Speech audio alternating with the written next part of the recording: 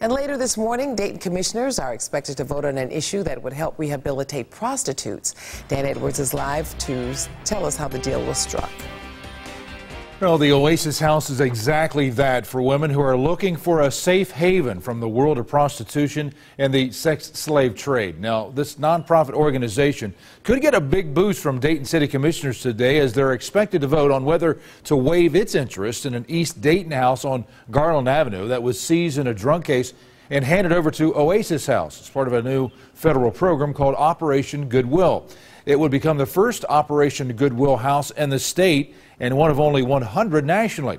This would allow the Oasis House, currently located at 425 North Finley Street, to expand its residential treatment services to include more counseling, tutoring, job search help for women struggling to make a new life for themselves. Now, initially, residents in the Wright View area there objected to the house, but Diane Ream, Oasis House program director, says her group worked with the neighbors who eventually agreed changing a former drug house to a positive program supported and monitored by Dayton Police was a much better option for them. We'll let you know how the commission votes later this morning at their 8:30 meeting in City Hall. Reporting live, Dan Edwards, 2 News Today, working for you.